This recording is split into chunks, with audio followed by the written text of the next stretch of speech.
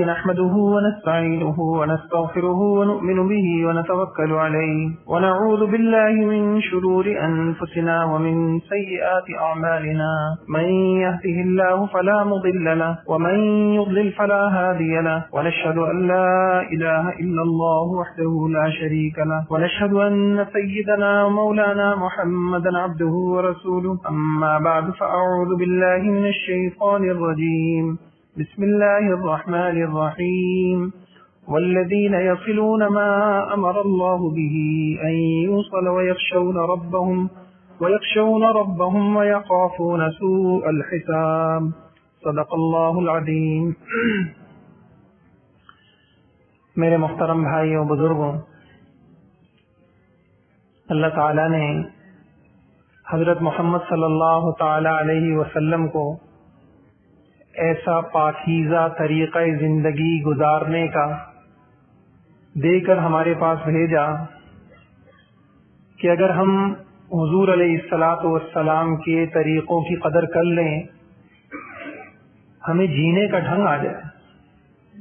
آپ یقین جانیے، ہم جہاز اڑا لیں، ہم فیکٹریاں چلا لیں اور ہم بڑی بڑی مشینیں ایجاد کر لیں، لیکن ہمیں زندگی گزارنے کا ڈھنگ سیکھنے کے لیے محمد صلی اللہ علیہ وسلم کا دامن پکڑنا پڑے، ورنہ وہی ہوگا جو ہم دیکھ رہے ہیں کہ نکاح کم ہے، طلاقیں زیادہ ہیں، بیٹے کی باپ سے نہیں بن رہی، باپ کی بیٹے سے نہیں بن رہی، ساس کی بہو سے نہیں بن رہی، بہو کی ساس سے نہیں بن رہی.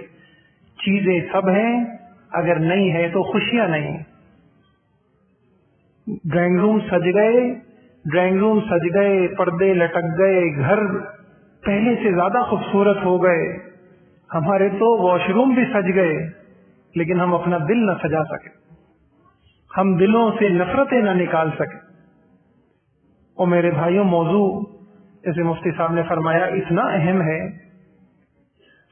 علماء نے لکھا ہے کہ پوری انسانیت پہ حضرت محمد صلی اللہ علیہ وسلم کے احسانات ہیں، لیکن 6 بڑے احسان ایسے ہیں کہ انسانیت حضرت محمد صلی اللہ علیہ وسلم کے ان احسانات تلے دبی ہوئی ہے. یہ وقت نہیں ہے کہ میں ان 6 کے بارے میں عرض کروں. ایک اس میں سے یہ ہے، علماء نے تعبیر بھی بڑی اچھی کی، وحدت اب. حضور علیہ الصلوۃ والسلام آئے، انسانیت کا گلا کاٹ رہا تھا، لڑائیاں تھیں، جھگڑے تھے، قومی لسانی، کہ اوس کے ہیں، یہ خزرج کے ہیں، یہ اونچے ہیں اور یہ نیچے ہیں. لڑائیاں تھیں، نفرتیں تھیں، عداوتیں تھیں. حضرت محمد صلی اللہ علیہ وسلم نے سب کو ایک کر دیا اور سب کو سمجھایا کہ تم ایک باپ کی اولاد ہو اور تم سب آپس میں بھائی بھائی ہو، اور کسی عربی کو اجمی پر، اجمی کو عربی پر کوئی فضیلت نہیں ہے. فضیلت کا معیار تقویٰ ہے، اللہ کا تعلق ہے.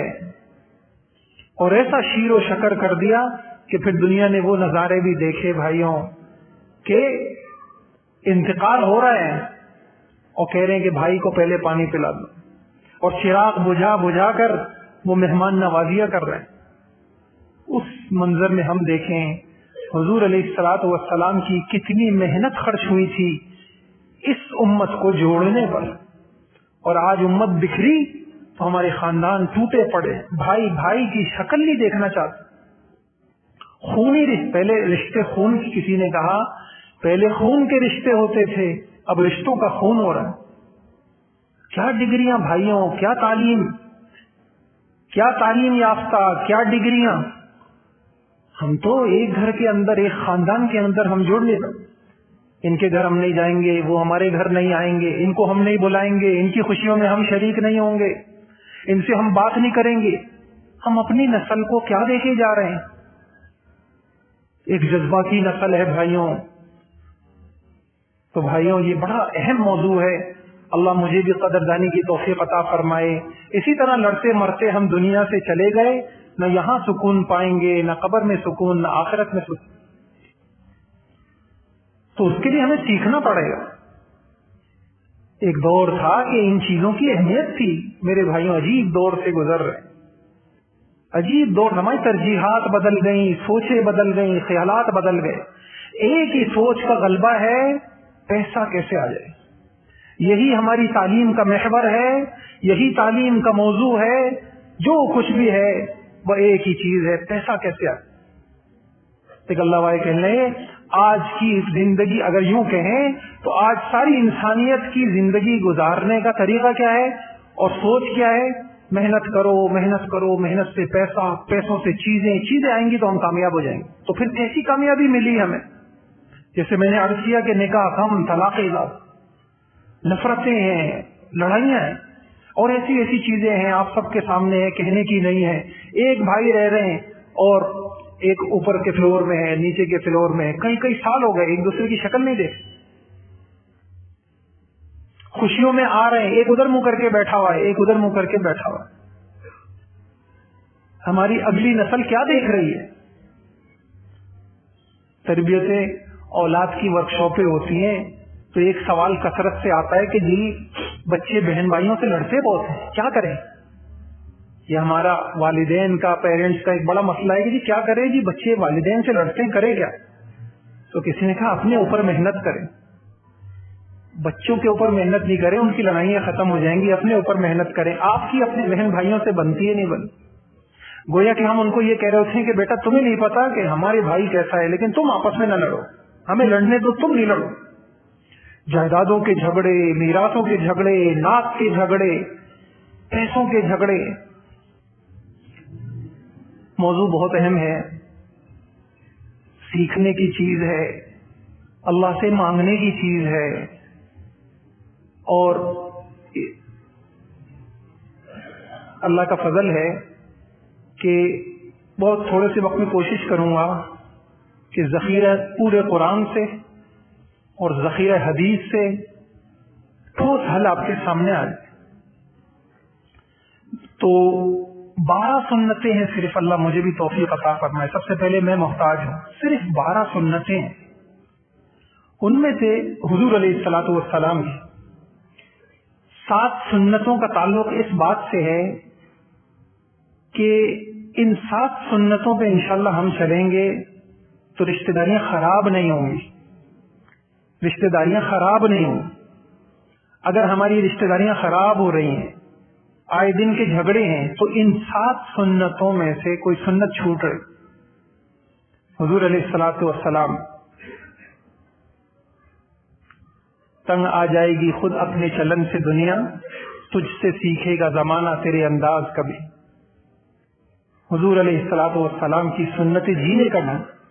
اور 5 سنتیں ہیں جس میں انشاءاللہ رشتوں کو نبھانے کے طریقے آئیں. جیسے بھائیوں کھانے کی سنتیں ہوتی ہیں، پینے کی سنتیں ہوتی ہیں، ایسے رشتہ داریاں نبھانے کی بھی سنتیں ہیں. میں بغیر تمہید کے تفصیل سے عرض کرتا ہوں. اللہ تعالیٰ سے دعا ہے اللہ تعالیٰ وقت میں برکت عطا فرما دے اور ہمارا کہنا سننا اللہ اپنی بارگاہ میں قبول فرمائے. پہلی سنت یہ ہے صلہ رحمی، رشتوں کو نبھانے کے بارے میں آگاہی حاصل کریں اور اپنی اولادوں کو بتائیں. دوسری سنت یہ ہے قطع رحمی کے وبال کو، اس کی سنگینی کو پہچانیں اور اپنی اولادوں کو بتائیں. اب ان 2 سنتوں سے متعلق میں کچھ تفصیل عرض کروں گا. تو سب سے پہلی چیز تو یہ ہے کہ ہمیں اس عمل کی اہمیت کا اندازہ ہو. اہمیت کا اندازہ کہاں سے ہوگا؟ حضرت محمد صلی اللہ تعالی علیہ وسلم کی حدیثوں سے ہوگا. حضور ان رشتہ داریوں کو کس نگاہ سے دیکھتے تھے اور اللہ تعالیٰ ان رشتہ داریوں کو کس نگاہ سے دیکھتے ہیں. میں صرف عنوان پڑھ دوں گا، میرے پاس اتنا وقت بھی نہیں ہے کہ میں آپ کو آیتیں سناؤں. نمبر 1، صلہ رحمی کو اللہ تعالیٰ نے اپنی عبادت اور توحید کے حکم کے ساتھ بیان کیا. صلہ رحمی ایمان کے بعد اللہ تعالیٰ کا پسندیدہ عمل ہے. وَاعْبُدُوا اللَّهَ وَلَا تُشْرِكُوا بِهِ شَيْئًا وَبِالْوَالِدَيْنِ إِحْسَانًا وَبِذِي الْقُرْبَى. توحید، اور توحید کے بعد کیا سمجھایا جا رہا ہے سبق؟ اللہ یہ سمجھا رہے ہیں کہ رشتہ داروں کے ساتھ اچھا کر. اور بھی بہت ساری آیتیں ہیں. صلہ رحمی کے حکم کو اللہ تعالیٰ نے عدل و انصاف کے ساتھ بیان کیا. ان اللہ یأمر بالعدل والاحسان وایتاء ذی القربى. صلہ رحمی کو اللہ تعالیٰ نے اپنے اللہ کا جو حکم ہے کہ لوگوں اللہ سے ڈرو، صلہ رحمی کو اللہ نے اس حکم کے ساتھ جوڑا. حدیث میں آتا ہے اتقوا اللہ وصلوا ارحامکم، اتقوا اللہ وصلوا ارحامکم. اللہ تعالیٰ نے صلہ رحمی اور رشتہ داروں کے ساتھ حسن سلوک کی تاکید والدین کے ساتھ حسن سلوک کے ساتھ کرے. يسألونك ماذا ينفقون قل ما انفقتم من خیر فللوالدین والاقربین. صلہ رحمی نبی کریم صلی اللہ علیہ وسلم کی تاکیدی اور آخری وصیت مرض الوفات ہے، اور حضور اپنی امت کو کہہ رہے ہیں ارحامکم ارحامکم، اے میری امت رشتہ داریوں کا خیال کرنا، اپنے رشتہ داروں کے حقوق کا خیال کرنا. صلہ رحمی صرف اس امت کے نہیں، تمام امتوں کا میں اس کی اہمیت رہی ہے. وَإِذْ أَخَذْنَا مِيثَاقَ بَنِي إِسْرَائِيلَ لَا تَعْبُدُونَ إِلَّا اللَّهَ وَبِالْوَالِدَيْنِ إِحْسَانًا وَذِي الْقُرْبَى. صلہ رحمی اسلام کی اولین تعلیم. اسلام کے بہت سارے احکام یہ ہیں، کچھ مدینہ منورہ میں نازل ہوئے، یہ مکہ شروع میں یہ حکم آ گیا. اور شروع کے اندر حضرت جعفر رضی اللہ تعالیٰ عنہ نے جو نجاشی کے دربار میں تقریر کی تھی، اس میں یہ بھی تھا. اس نے پوچھا تمہارے نبی جس کو تم نبی بتاتے ہو اس کی تعلیمات کیا ہیں؟ تو کہا یأمرنا بالصلہ، وہ نبی ہمیں کہتے ہیں رشتہ داروں کے ساتھ اچھا کرو. صلہ رحمی اللہ کے نبی کی سنت ہے. حدیث میں مسلم شریف کی روایت ہے ابر الناس و اوصل الناس، سب سے زیادہ صلہ رحمی کرنے والے، رشتہ داروں کے ساتھ سب سے زیادہ اچھا کرنے والے حضرت محمد صلی اللہ علیہ وسلم. اور صلہ رحمی یعنی آپ دیکھیے کیسا صلہ رحمی کرنے والے تھے. جب پہلی وحی نازل ہوتی ہے اور حضور علیہ الصلوۃ والسلام گھبرائے ہوئے آتے ہیں، اور تو جو تسلی دی ہے آپ کو حضرت خدیجہ رضی اللہ عنہا نے، اس میں جو الفاظ ہمیں ملتے ہیں اس میں ایک یہ ملتا ہے کلا واللہ ما یخزیک اللہ ابدا انک لتصل الرحم. اللہ آپ کو ضائع نہیں کریں گے، اللہ آپ کو ضائع نہیں کریں گے، آپ تو صلہ رحمی کرتے.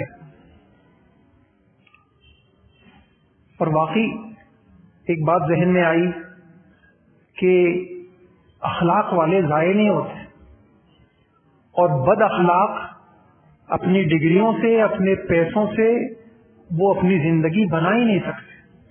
آپ کو بڑی فیکٹری مل گئی لیکن زبان اچھی نہیں، قیمتی قیمتی لوگ آئیں گے آپ کے ماتحت اور آپ ان کو کھو دیں گے، اپنے بھی پرائے بن جائیں گے، دوست بھی دشمن بن جائیں گے. اتنی بڑی چیز ہے. عجیب بات کہی کلا واللہ ما یخزیک اللہ ابدا، آپ ضائع نہیں ہوں گے. کاش کہ ہمارے بچوں کو کوئی یہ بات سکھاتا کہ بیٹا ڈگری نہیں، آپ کی زبان خوبصورت ہونی چاہیے، آپ کو تعلق نبھانا آنا چاہیے، انشاءاللہ آپ ضائع نہیں ہوں گے، دشمن بھی دوست بن جائیں گے.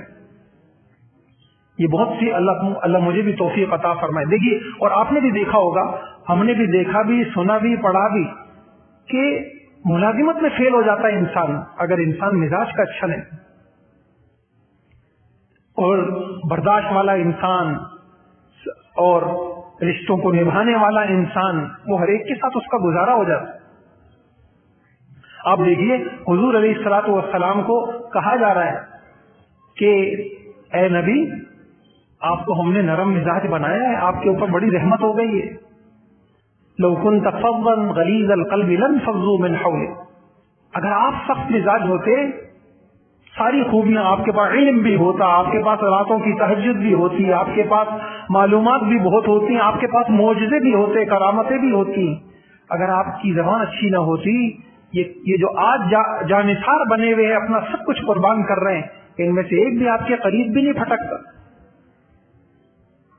ہماری دنیا کی زندگی بنانے کے لیے بھی بھائیوں یہ سیکھنے کی چیز ہے. اللہ مجھے بھی توفیق عطا فرمائے. پھر صحابہ اکرام کی بھی یہ صفت تھی. اور بیائی نہیں، جب حضرت ابو بکر رضی اللہ عنہ مکہ مکرمہ چھوڑ کے جا رہے ہیں، بخاری شریف کی روایت ہے، ابن الدغینہ ملتے ہیں، ابو بکر کہاں جا رہے؟ بس اللہ کی عبادت کروں گا یہاں بھی. نہیں، آپ جیسا آدمی ایسا نہیں ہے جس کو نکالا جائے. اور کیا صفات بیان کی؟ فَإِنَّكَ تَصِلُ الرَّحِمَ، ابو بکر آپ تو صلہ رحمی کرنے والے ہیں. اس صفت کو دیکھیں, دشمن بھی خیر خواہ بن جاتے ہیں اگر ہمارے پاس صفات. آج ہم اپنوں کو بھی خیر خواہ نہیں بنا سکتے. ہمارے گھر جنگ و جدال اور لڑائیاں اور نفرتوں کی آماجگاہ بنے.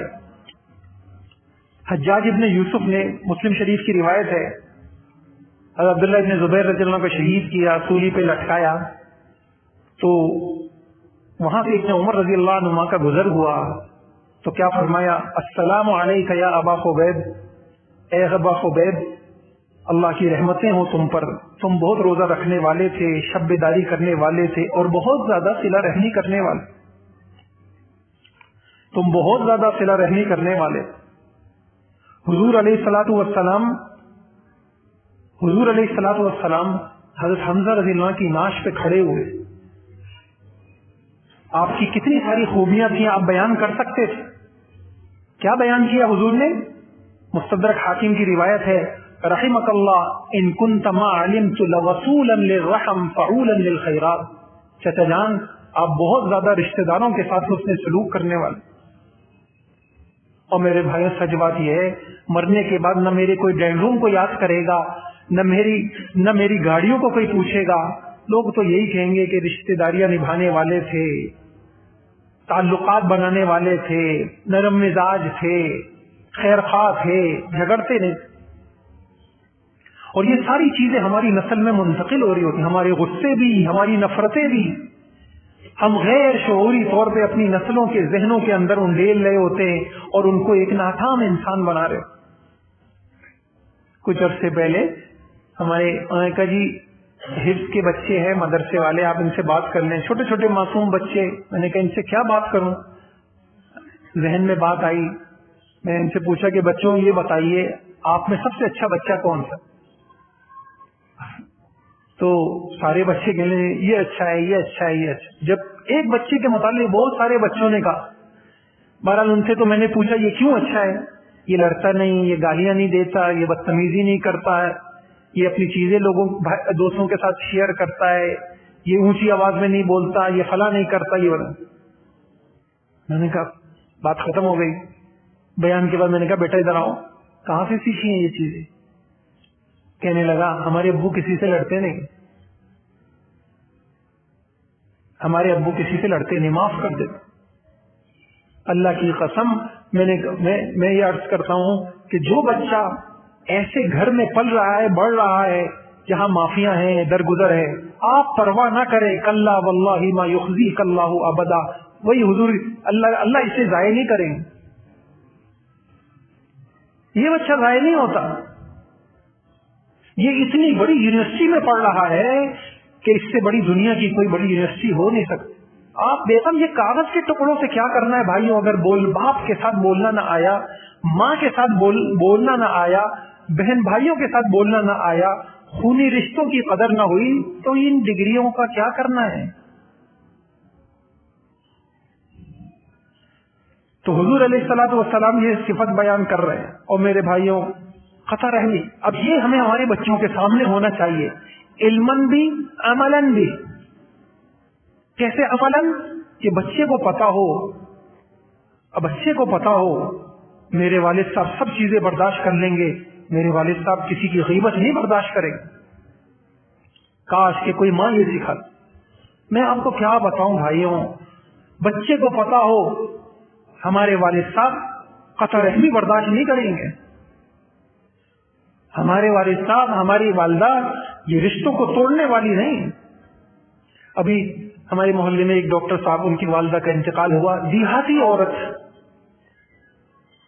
وہ کہنے لگے کہ اللہ نے یہ خوبی, بڑی تعریفیں کر رہے ہیں, اور کہنے لگے سب کہتے تھے یہ خوبی ہے کہ معاف کرنے, بڑی صابرہ خاتون ہے, بدخواہوں کے لیے خیر خواہ ہیں. یہی یاد کر. اور آپ یقین جانیے ایسوں کی موت میں ہمارے یہاں تخصص میں طلباء پڑھتے ہیں, علماء اکرام پڑھتے ہیں. کچھ سال پہلے کی بات ہے, ایک ہم نے ان کو عملی طریقہ تعلیم دینے کے لیے جو غسال ہوتے ہیں, مردوں کو نہلاتے, ہم نے ان کو بلایا کہ ہمارے ان بچوں کو سکھائیں, یہ بہت بڑی نیکی ہے. تو ان علماء اکرام نے, وہ بہت پرانے بوڑھے آدمی ہیں, ان سے ایک سوال کیا یہ بتائیے آپ اتنے عرصے سے یہ کام کر رہے ہیں، مریضوں کو بھی دیکھا آپ نے کن لوگوں کی موتیں بڑی اچھی دیکھی؟ اس نے کہا جن سینے کے جو صاف ہوتے ہیں میں نے ان لوگوں کی موتیں بڑی اچھی دیکھی، نرم مزاج لوگ، معاف کرنے والے لوگ، محبتیں پھیلانے والے لوگ، میں نے ان کی موتیں بڑی اچھی دیکھی۔ اب ہمیں علماً یہ ایک سنت عرض کر رہا ہوں، ہماری ترجیحات میں ہو صلہ رحمی، ہماری زندگی کا بڑا مسئلہ ہو، بقیہ چیزیں برداشت کریں گے، ہم یہ نہیں کریں گے تو پھر ہمارے بچوں کو پتا ہو ان حدیثوں کا، اور ہم اپنے بچوں کو دیکھیں نا، یہ اس میں ہے، اب آپ ان نوجوانوں کو آپ دیکھیں کسی مسجد میں چلے جائیں، آج ہمارے بچے یہ باتیں نہیں سن رہے، کیا سن رہے ہیں؟ خدا کی پناہ۔ کیا دیکھ رہے ہیں؟ اللہ کی پناہ۔ کیسے بن رہے ہیں؟ آگے ان کا کیا ہوگا؟ نہ اللہ سے تعلق، نہ اللہ کے گھر سے تعلق، نہ اللہ کے کلام سے تعلق، نہ خدا کا علم جاننے والے علماء سے تعلق، نہ اللہ والوں سے تعلق، آگے ان کا اللہ ہی حافظ ہے۔ کاش کے ان مجلسوں میں ماں باپ لے کے آتے۔ بیٹی سب سے بڑا سبق تو یہ ہے، آج بڑی اہم کلاس ہے، بچہ امتحان کے دنوں میں پڑھائی نہ کرے، بچہ اسکول میں غیر ذمہ داری کا ثبوت دے، مائیں غصہ ہو جاتی ہیں، باپ غصہ ہو جاتا۔ میں آپ کو سچ بتا رہا ہوں، آپ جتنی ڈگریاں پکڑا دیں، اگر آپ نے ان کو رشتے نبھانا نہیں سکھایا، یہ شوہر بنیں گے ناکام ہو جائیں گے، اور ہو رہا ہے۔ اتنی جذباتی قوم آ رہی ہے۔ ابھی ایک صاحب مجھے کہنے لگے کیا کروں یار، 1 مہینہ ہوا نہیں ہے، بڑے مالی حیثیت کے لوگ، پیسہ ہے، سب کچھ ہے، دھوم دھام سے شادیاں ہوئی ہیں، 1 مہینہ ہونے یا نہیں ہے، طلاق کی دھمکیاں دے رہا ہے یار، طلاق کی دھمکیاں دے رہا ہے۔ لڑکی کا باپ بھی رو رہا ہے، لڑکے والے بھی پریشان ہیں۔ ایک جذباتی نسل ہماری پیدا ہو رہی ہے، تحمل نہیں ہے، باپ کی ڈانٹ برداشت نہیں ہے۔ تو بھائیوں، سکھانا ہے صلہ رحمی کی اہمیت کو، رشتہ داریوں کو، اور دکھانا ہے عملاً۔ آگے میں عرض کروں گا، قطع رحمی اس کا وبال ان کو پتا ہو، اعمال اوپر ہی جائیں گے۔ شب قدر کی راتیں ہوں گی، عمل رک جائے گا، تراویحیں رک جائیں گی، روزے رک جائیں گے، حج رک جائیں گے۔ پہلے توبہ کرو، قطع رحمی سے توبہ کرو۔ دل دکھ، پہلے زمانے میں جب عمومی اللہ کے عذاب آتے تھے تو میں نے کتابوں میں پڑھا، اللہ والے کس عمل کی طرف متوجہ کرتے تھے؟ اللہ والے کہتے تھے اپنے تعلقات صحیح کرو۔ بڑے بڑے عذاب کی بڑی وجہ یہ ہوتی ہے۔ اور میں نے، اللہ نے توفیق دی کتاب لکھنے کی، میں نے دجال کی حدیثیں جمع کی، تو دجال کب آئے گا؟ دجال اس زمانے میں آئے گا جب قطع رحمی کی وبا عام ہو جائے گی، گھر گھر نفرتیں ہوں گی اور تعلق ٹوٹے پڑے ہوئے ہوں گے اور لڑائیاں ہوں گی، اس وقت دجال کا ظہور ہو۔ اب ہمیں کرنا کیا ہے؟ اللہ ہمیں، مجھے بھی توفیق دے دے، رشتوں کی قدر ہو اور زندگی میں ہو، ہم میں سے ہر ایک رشتوں کو مضبوط کر رہا ہو۔ یقین جانے ایک بول سے ہی بہت کچھ ہو جاتا ہے۔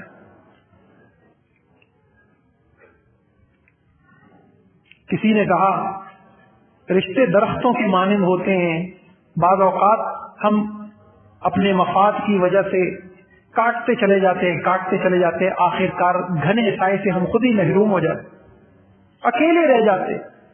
بھائیوں، اکیلے کوئی کپڑوں سے خوشیاں تھوڑی منائے گا۔ آپ ان لوگوں کو دیکھیے جو لوگ بیرون ممالک میں ہوتے ہیں، ان کی عیدیں کیسے گزرتی ہیں۔ ہمارے محلے میں ایک نوجوان تھا اور بیچارے کا پھر وہاں حادثے میں انتقال بھی ہوا۔ اتنا روتا تھا کہ عید کے دن چشمہ لگا کے جو ہے گھر والوں سے بات کرتا تھا، میری آنکھوں کے آنسو نہ دیکھ لیں۔ ہم خوشیاں، آپ دیکھیے نا، اگر رشتے داروں سے نہیں کوئی ہمارے گھر نہ آئے، ہم کسی کے گھر نہ جائیں، وہ بھی ناراض، وہ بھی برے ہیں، وہ بھی برے ہیں، وہ اس لیے برے ہیں اور وہ اس لیے برے ہیں، تو ہم اپنی خوشیاں کہاں سے منائیں گے؟ کہاں لے جائیں گے بچوں کو؟ خالی کھانے سے تھوڑی خوشیاں مل جل کے اللہ پاک نے انسان کو بنایا ہے، مل جل کے رہنے سے خوشیاں ملتی ہیں، ایک دوسرے کی خوشیوں میں شریک۔ پھر ایسے لوگ اکیلے رہ جاتے۔ رشتوں کی قدر کیجیے، پھر تصویریں کسی کی کمی کو پوری نہیں کر سکتی۔ بس اوقات لڑائی ہو جاتی ہے، ہم خفا ہو جاتے ہیں، ملنا چھوڑ دیتے ہیں، ذہن میں یہ ہوتا ہے آہستہ آہستہ حالات نارمل ہو جائیں گے، ملنا شروع کر دیں گے، اتنے میں وہ انتقال کر جاتا۔ پھر ساری زندگی ضمیر کا ایک بوجھ ہوتا. ایک فقیر آدمی نے ایک مالدار آدمی سے کہا اگر مجھے تمہارے گھر میں موت آ جائے تو تم میرے ساتھ کیا کرو گے؟ مالدار آدمی نے کہا میں تمہارے کفن دفن کا بندوبست کروں گا، یہ کروں گا یہ کروں گا. اس نے کہا کہ بھائی ابھی میں زندہ ہوں، مجھے ابھی کپڑوں کی ضرورت ہے، ابھی کپڑا دے دو، جب مر جاؤں تو بغیر کفن کے مجھے دفنا دینا. یہ کہانی سنا کہ کسی نے کہا یہ ہم میں سے اکثر لوگوں کی داستان ہے. جب زندہ ہوتے ہیں تو ایک دوسروں کی قدر نہیں کرتے، مرنے کے بعد آگے بڑھ چڑھ کر ایک دوسرے کے لیے خیر خواہی کی کوشش کرتے. امام صاحب ہمارے فلاں کا انتقال ہو گیا، ذرا سا دعا کرا دیے گا. اللہ معاف فرمائے بعض اوقات یہ بھی ہوتا ہے، بتا تو سکوں میں نے دعا کروا دی تھی، اس لیے زور ہوتا ہے کہ نام لے کے دعا کرا دیں، اس لیے زور ہوتا ہے فلاں کے مرحوم فلاں کا انتقال ہوا ہے آپ دعا کرا دیں. ایسی عمومی بات کر رہا ہوں، میں کفن میں کر لوں گا، میت بس کے لیے میں بلا لوں گا، پھر آگے بڑھ چڑھ کے ہم نہیں.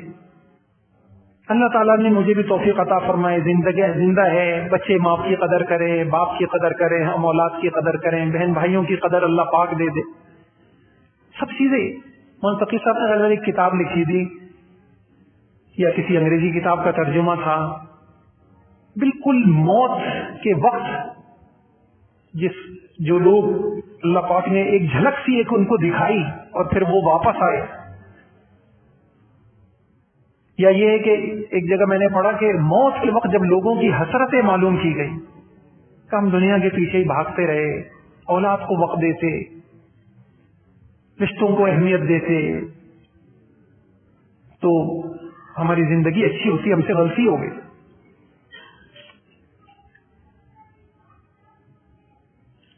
اللہ تعالی ہم سب کو توفیق عطا فرمائے اور ہم رشتوں کو مضبوط کریں. اور یہ ایک بات، یہ 2 سنتیں ہو گئی. اگلی سنت عرض کرتا ہوں. تیسری سنت یہ ہے، یہ میں وہ عرض کر رہا ہوں جن سے رشتے کمزور ہو، رشتوں کی اہمیت کا ہی نہیں پتا ہوگا، کمزور ہو جائیں گے. قطع رحمی کے وبال کا نہیں پتا ہوگا، معمولی بات پہ ناراض ہو جائیں گے، پتہ ہی نہیں وبال کا. پتا ہوگا تو ایسا نہیں ہوگا. تیسری چیز سنت، جو جیسا برتاؤ کرے اس کے ساتھ ویسا ہی برتاؤ کرنے کے بجائے بدسلوکی، قطع رحمی کرنے والے کے ساتھ اچھا سلوک کرنے کی کوشش کرنا، یہی حقیقی صلہ رحمی ہے. وہ ہمارے گھر نہیں آئے تو ہم بھی نہیں جائیں گے، انہوں نے ہمیں نہیں بلایا تو ہم بھی انہیں نہیں بلائیں گے. وہ کچھ نہیں لے کے آئے تو ہم بھی ان کے گھر کچھ نہیں لے کے جائیں گے. انہوں نے ہمیں اہمیت نہیں دی تو ہم بھی نہیں دیں گے. انہوں نے ہمیں عزت نہیں دی ہم نہیں دیں گے. انہوں نے ہمیں وقت نہیں دیا ہم نے. بزنس ہو گیا. ایک دن ہم سب ایک دوسرے کو یہ سوچ کر کھو دیں گے، جب وہ یاد نہیں کرتا تو میں اسے کیوں یاد کروں. اب ہم حدیث کو دیکھتے ہیں. حضور علیہ الصلوۃ والسلام نے ہمیں کیا بتایا. بخاری شریف کی روایت ہے، لیس الواصل بالمکافئ. اگر آپ صلہ رحمی اور اس حکم کو پورا کرنا چاہتے ہیں تو صلہ رحمی کرنے والا وہ نہیں ہوتا جو بدلے والا معاملہ کرے. وہ یوں کریں گے تو ہم یوں کریں گے. صلہ رحمی ہے ہی نہیں ہے. صلہ رحمی کرنے والا وہ ہے الذی اذا قطعت رحمہ وصلھا، جس سے قطع تعلق کیے جائے، رشتوں کو توڑا جائے، وہ جوڑنے کی فکر میں لگا رہے. اچھا اہمیت ہوگی نا، ڈرتے پھریں گے امام صاحب میرا یہ عمل کہیں قطع رحمی میں تو نہیں آ جائے گا، اور آپ کی یہ فکر آپ کی اولادوں میں منتقل ہو جائے گی.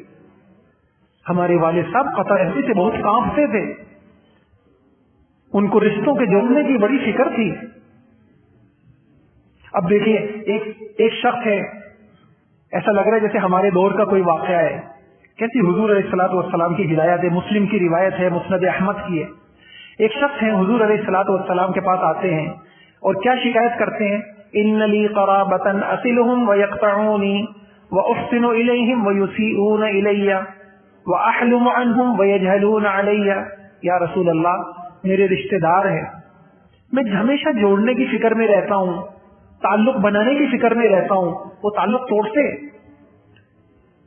قطع رحمی کرتے ہیں. میں نیکی کا سلوک کرتا ہوں، برائی پہ اترتے ہیں. میں نرمی کا معاملہ کرتا ہوں، جہالت پہ اترتے ہیں، بد اخلاقی کا مظاہرہ کرتے ہیں. کیا جواب دیا؟ آج ہم ہمارے دور میں حضور علیہ الصلوۃ والسلام ہوتے شاید ہم بھی یہی شکایت انہی الفاظ میں کرتے. کیا جواب دیا؟ لئن كنت كما قلت فكأنما تصفهم المل. اگر واقعی جیسا تم کہہ رہے ہو ایسا ہی ہے تو تم ان کو جلتی ہوئی راکھ کھلا رہے ہو, راکھ ان کے منہ میں ڈال رہے ہو. کیا مطلب؟ وَلَا يَزَالُ مَعَكَ مِنَ اللَّهِ ظَهِيرٌ عَلَيْهِمْ مَا دُمْتَ عَلَى ذَلِكَ. اللہ کی مدد تمہارے ساتھ. عمل کی بڑی طاقت ہوتی ہے. وَالْعَاقِبَةُ لِلْمُتَّقِينَ. انجام بہتر ہو. لاکھ کوئی آپ کو نیچے دکھانا چاہے, آپ کا معاملہ آپ کے اللہ سے اچھا ہے. ہم دل سے واقعی جوڑ چاہتے ہیں, میل چاہتے ہیں. سارے خاندان والے مل کے ہم کو رسوا کرنا چاہیں, اللہ کی قسم حضور نے بتا دیا وَالْعَاقِبَةُ لِلْمُتَّقِينَ. مدد تمہارے ساتھ ہے اللہ کی. وہ خبیر ہے, علیم ہے, وہ دلوں کے بھید جانتا ہے. بس ہم بے غم ہو جائیں. اور حضور علیہ السلام نے فرمایا الا اخبرک بافضل اخلاق اہل الدنیا والآخرہ.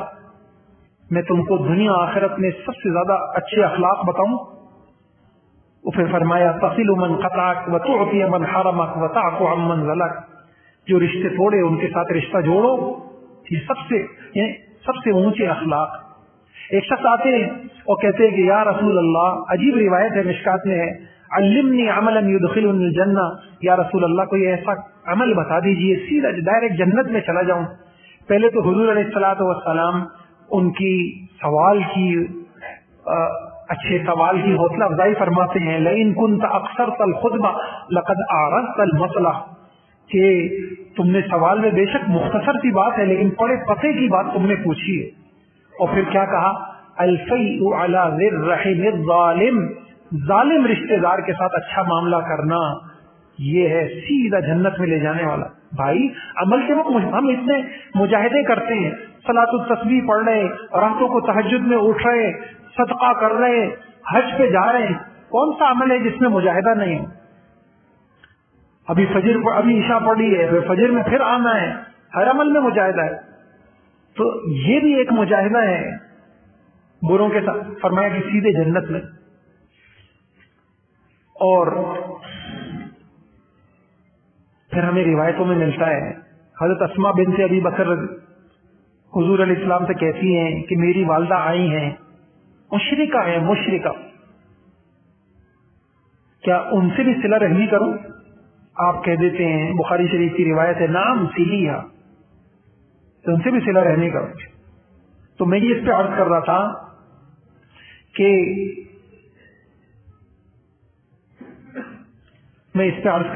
جب تک ذہن سے یہ چیز باہر نہیں نکلے گی, جو جیسا کرے, ہم نے تھوڑی برا کیا ہے, انہوں نے بھی ایسا کیا, ہم نے بھی کر لیا, اس چیز کے ذہن میں ہوتے ہوئے ہم کبھی صلہ رحمی نہیں کر سکتے. ہم صلہ رحمی کے حکم. اور ایک بات اور کروں, یہ جو چیز ہوتی ہے انہوں نے ایسا کیا, اس کے فیصلے قیامت میں ہوں گے. ورنہ انسان کا نفس اللہ نے کچھ ڈیزائن ہی اس کو ایسا کیا ہے, ہر شخص کا نفس اس کو یہ بتاتا ہے کہ تم صحیح, سامنے والا غلط. میں نکاح کے موقع پہ عرض کرتا ہوں, لڑکے والوں نے ہمیشہ یہی کہنا ہے ہمارا بچہ صحیح, تمہاری بچی غلط. اور لڑکی والوں نے ہمیشہ یہی کہنا ہے ہماری بچی ٹھیک, آپ کا بچہ غلط. ساس نے ہمیشہ یہی کہنا ہے کہ میں ٹھیک, بہو غلط. اور بہو نے ہمیشہ یہی کہنا ہے کہ میں صحیح, وہ غلط. کسی نے کہا نا کہ وہ کہتی جب میں بہو تھی تو مجھے ساس اچھی نہیں ملی, جب میں ساس بنی تو مجھے بہو اچھی نہیں ملی. اور کچھ نہیں ہو تو کہتی ہیں کہ سب کچھ ٹھیک ہے, مجھے کام والی اچھی نہیں ہے. اور کسی نے کہا رہ گیا شوہر تو وہ تو کسی کا بھی اچھا نہیں ہوتا, رہ گیا شوہر تو وہ تو کسی کا بھی. آپ یقین جانیے وَكَانَ الْإِنسَانُ أَكْثَرَ شَيْءٍ جَدَلًا. انسان کا مزاج ہی ایسا ہے. انسان اللہ یہ کہ کسی کو اللہ نے تقوی کا بڑا اعلیٰ مقام دیا ہے کہ وہ انصاف کے اس مقام پہ پہنچ گیا ہے, کہ وہ خدا خوفی کے اس مقام پہ پہنچ گیا ہو کہ وہ سوچتا ہو کہ یار یہ شکایت برحق ہے. حضرت گنگوہی رحمت اللہ علیہ, آپ نے شاید یہ واقعہ سنا ہوگا ایک اس زمانے کے ایک صاحب بہت بدتمیزی کے ساتھ پیش آتے اور بڑے سخت لفظ کہتے ہیں، حالانکہ وہ امام الاولیاء تھے اتنے بڑے. تو جب ان کے خط آتے تو حضرت گنگوئی کسی نے کہا کہ یہ خط سننے کے قابل نہیں. کہا سنا دو، ہو سکتا ہے کہ ہماری اگر ہم کوئی ایسی بات ہو ہم اپنی اصلاح کر لیں گے. یہ آسان نہیں. لا يجرمنكم شنآن قوم على الا تعدلوا اعدلوا هو اقرب للتقوى. مخالفین کے ساتھ انصاف کرنا یہ چھوٹے موٹے تقوی والے یہ چھوٹے موٹے لوگوں کا کام ہی نہیں ہے کہ آپ سے کوئی اختلاف کرے اور آپ انصاف کے مقام پہ کھڑے ہو کے سوچیں کہ کہیں غلطی میری تو نہیں ہے. اس لیے میں تو ایک حل سمجھتا ہوں اس دور میں. چلیں جو بات سے بات اللہ سجھا رہے ہیں، اس دور میں بہترین حل یہ ہے کہ آپ اپنے معاملات کے فیصلے خود نہ کریں. کوئی مشیر ہو، کوئی بڑا ہو، ان کے سامنے رکھ دیں، وہ جو کہیں وہ آپ کر لیں. انشاءاللہ اللہ کے یہاں کی پکڑ سے ہم بچ جائیں. کاش کہ ہماری عورتوں کو بھی کوئی ایسا اچھا، میں نے بڑا کوشش کیا، ہمارے یہاں خواتین کے جھگڑوں سے متعلق کلاسیں ہوتی ہیں، میاں بیوی کے جھگڑوں سے. میں نے کہا کوئی ایسی تجربے کار، ایسی خاتون کاش مل جائیں کہ خواتین اپنے گھریلو جھگڑوں کے مقدمات وہ اپنے گھر میں نہ لائیں، وہ کسی اور سے مشورہ کر لیں، ان کے گھر بچ جائیں گے. ہمیں ایک کتاب لکھی میاں بیوی کے جھگڑوں سے متعلق، تو اس میں میں نے ایک مضمون مجھے ملا، اس میں لکھا تھا آج کل بچی کو میکے سے سسرال ایسے روانہ کیا جاتا ہے جیسے کہ پہلوان کو کوچ تیار کر کے جو ہے کیا کرتا ہے اکھاڑے کے اندر بھیجتا ہے. تو بھائی ہمارے یہاں مشورہ صحیح نہیں. کاش کہ ہمیں کوئی ایسا مل. اگر اپنی نفسانیت اور اس کی شر سے بچنا ہے تو بہت اچھا ہوگا کہ ہم اپنے اختلاف کے فیصلے دارالفتا میں لے جائیں. حضرت یہ معاملہ چل رہا ہے، اب آپ مجھے بتائیے میں غلطی پہ ہوں، فلاں غلطی پہ، میں اللہ کا حکم پورا کرنے پہ تیار ہوں. کاش کہ ایسے لوگ آئے. تو میں اس پہ عرض کر رہا تھا انسان کا نفس، پتہ نہیں کیا بات کر رہا تھا، بات بھول گیا میں. ہاں میں یہ عرض کر رہا تھا جب تک یہ بات ذہن سے نہیں نکلے گی جو جیسا کرے، اس لیے کہ میں جو کر رہا ہوں ہمیشہ میں اچھا ہی سمجھتا رہوں گا اور سامنے والے کا ہمیشہ میں غلط ہی سمجھتا رہوں گا، تو اس کا مطلب ہے ہم تو ساری زندگی رشتے نبھا ہی نہیں سکتے. اچھا یہ حدیثوں سے بھی ملتی ہے بات، بخاری شریف کی روایت ہے، حضور علیہ الصلوۃ والسلام تہجد کے وقت تشریف لے گئے. حضرت فاطمہ رضی اللہ عنہا کا دروازہ کھٹکھٹایا. حضرت علی اللہ تصلیان، بھائی آپ لوگ نماز نہیں پڑھ رہے، تہجد کا وقت ہے. تو حضرت علی رضی اللہ تعالیٰ نے ایک بات ایسی فرما دی. حضرت علی نے کہا انفسنا بید اللہ، ہماری روحیں اللہ کے قبضے میں ہیں. اللہ یتوفی الانفس حین موتها والتی لم تمت فی منامها. تو جب ہم سوتے ہیں ہماری روح اوپر چلی جاتی ہے، تو اللہ جگا دیں گے تو پڑھ لیں گے. حضور خاموش ہو گئے اور یوں ران پہ ہاتھ مارا ہوا، کان الانسان اکثر شیء جدلا. انسان بڑا حجتی ہے، انسان اپنے عمل کی تعویلیں کرتا ہے. یہ دیکھیں اللہ سے زیادہ لوگ آج کل کہتے ہیں نفسیات. اللہ کی قسم، الا یعلم من خلق وهو اللطیف الخبیر. بنانے والا ہے وہ ہمارے سے زیادہ ہماری نفسیات کو نہیں جانے گا. اس نے ہماری نفسیات یہ بتائی ہے کہ تمہارے اندر اپنی غلطیوں کی تعویل کرنا یہ انسان کے اندر بیٹھا ہوا ہے. وَكَانَ الْإِنسَانُ أَكْثَرَ شَيْءٍ جَدَلًا. انسان اپنی طرف سے اپنے بڑے سے بڑے. ایک انگریز نے کتاب لکھی اور اس انگریز نے یہ بات لکھی، یہی بات لکھی، آپ لوگوں کو سمجھائیں نہیں، یہ دور سمجھانے کا نہیں. آپ بھول جائیں کہ کوئی اتنا انصاف پسند ہوگا کہ وہ اپنی غلطی سمجھے گا. ہم سے غلطی یہ ہوتی ہے کہ ہم ان کو سمجھانے لگ جاتے. آپ یقین جانیے، میں نے تو دیکھا بھی، میں نے یہ بات کسی کو سنائی تو انہوں نے کہا واقعی ایسا ہوا. یہ جیل میں جتنے قیدی ہیں، آپ قاتل بھی ہوں گے نا، آپ ان سے پوچھیں کہ آپ کی غلطی ہے کہ نہیں، میں مجھے ناحق قید میں ہے، میں ناحق قید میں ہوں. ظالم بھی ہوگا، آپ اس سے پوچھیں گے تو وہ کیا کہے گا، میں ظلم تھوڑی کر رہا ہوں. تو ایک بات یہ ہوگی، یہ میں نے عرض کر دی. تیسری سنت.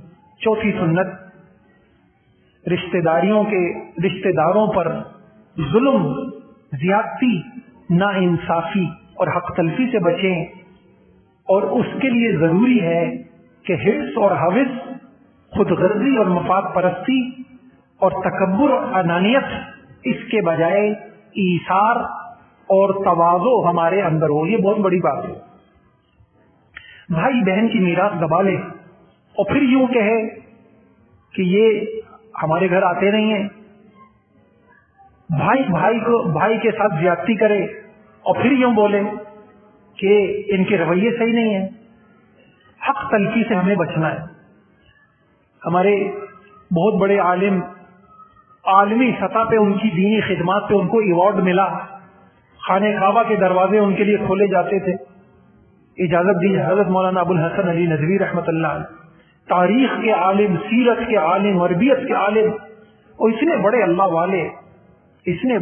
والے. حضرت نے ایک مرتبہ اپنے سارے خاندان والوں کو جمع کیا. میں ان کے الفاظ بیانی آپ کو سناتا ہوں. اور 3 نصیحتیں کی اپنی اولادوں کو، اپنے گھر. فرمایا دیکھو، میں نے آپ لوگوں کو ایک خاص وجہ سے بلایا ہے. میں تاریخ کا طالب علم ہوں، کتاب لکھی تاریخ و دعوت و عظیمت 7 جلدوں میں، اور ہر جگہ سے واقف ہوں.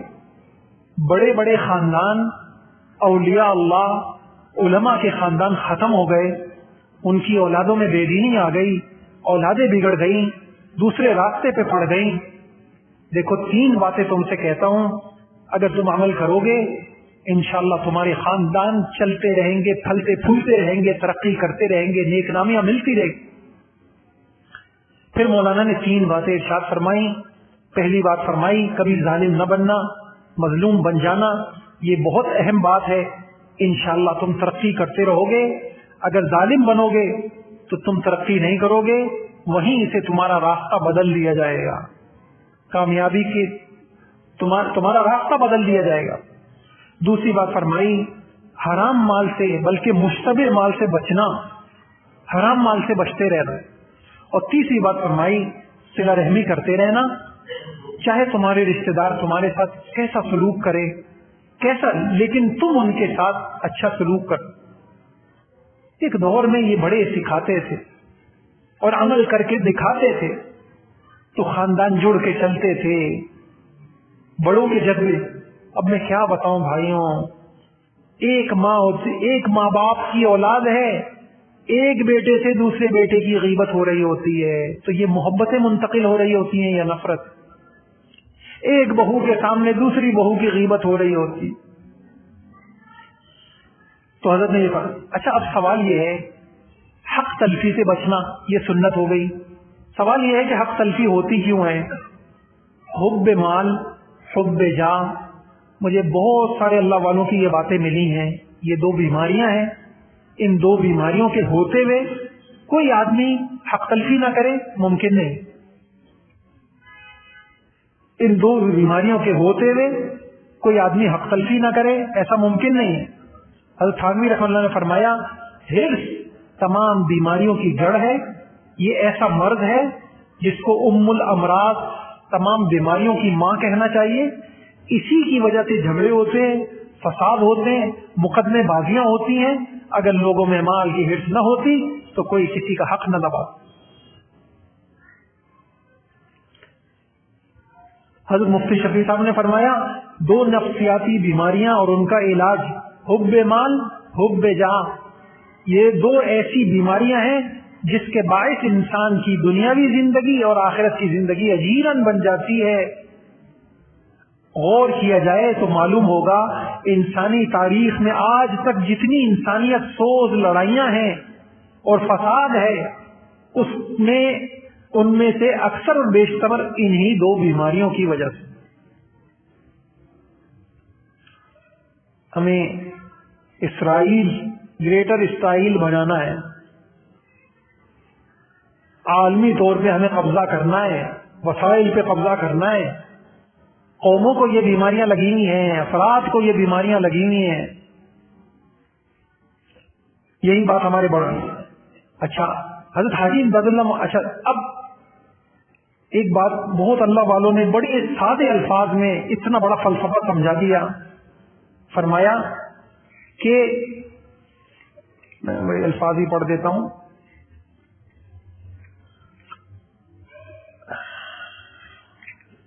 حضرت امداد اللہ فرمایا باہمی اتفاق کی جڑ تواضع ہے، اس لیے تکبر والوں میں کبھی اتفاق نہیں ہوگا. ہر شخص اپنی بات بڑھاتا جائے گا، اور اگر اتفاق کرنا ہو تو تواضع سکھلا دو، پھر اتفاق ہو جائے گا. آپس کی جوڑ کی دو بڑی بنیادیں ہیں، ایک تواضع اور ایک ایثار. ایک تواضع اور ایک ایثار، دو بڑی بنیادیں. تواضع کی ضد تکبر ہے، ناک کا مسئلہ. ایک لاہور میں ایک جج ہیں ماشاءاللہ، آپس کی صلح کے لیے، اب تو ریٹائرڈ ہو گئے، اور ماشاءاللہ خاندانی جھگڑے نفرتیں ان کے لیے. تو کسی نے ان سے پوچھا کہ آپ جج رہے اور اس وقت آپ اتنے مقدمات نمٹاتے رہے، ابھی بھی آپ نمٹا رہے، آپ نے کیا دیکھا؟ ان لڑائیوں کی بنیادیں کیا ہیں؟ کہا ناک کا مسئلہ. اکثر بنیادی کوئی بڑا مسئلہ نہیں ہے، ناک کا مسئلہ. لڑکے والے بولے تم لڑکی والے ہو نا، جھک کے رہو. چھوٹی سی کوئی بات ہے، آگ لگی ہوئی ہے بھائیوں، سینوں میں نفرتوں کی آگے ہے، کبر ہے، تکبر ہے، اور معافی سیکھی نہیں، ہم نے کہیں دیکھی نہیں.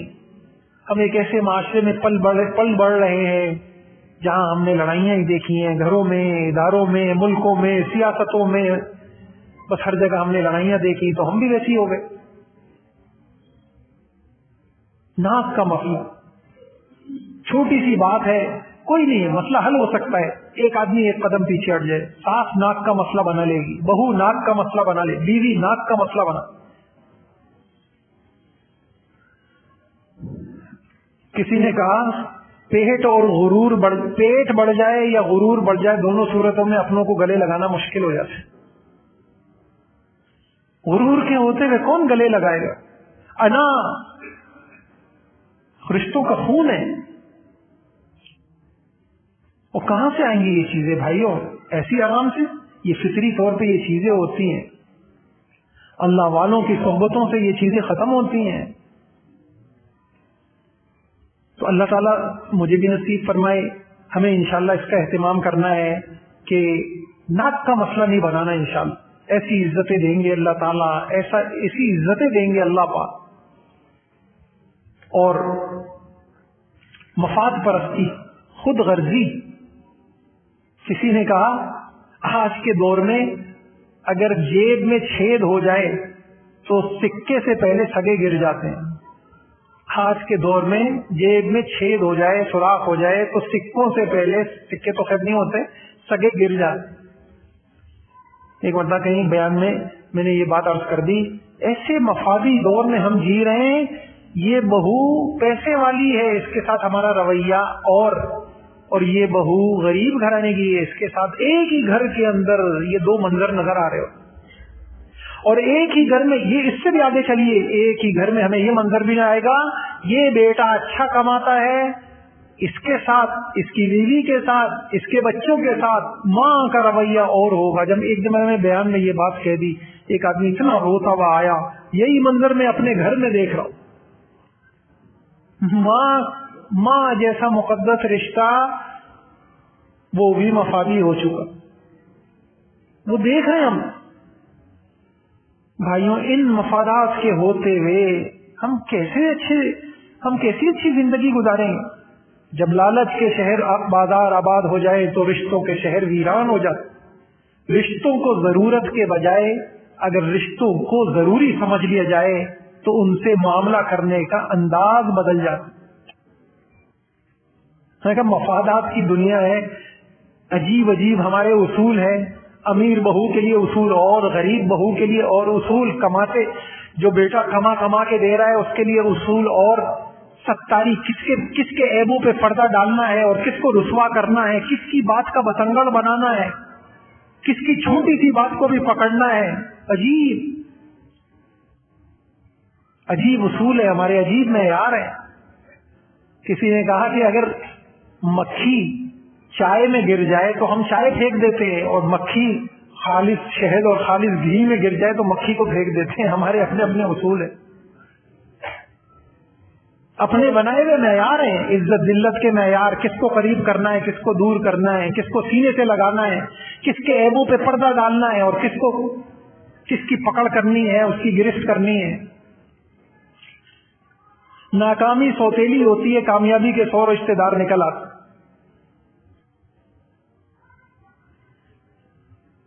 اللہ تعالیٰ مجھے اور آپ کو حق تلفی سے بچا لے۔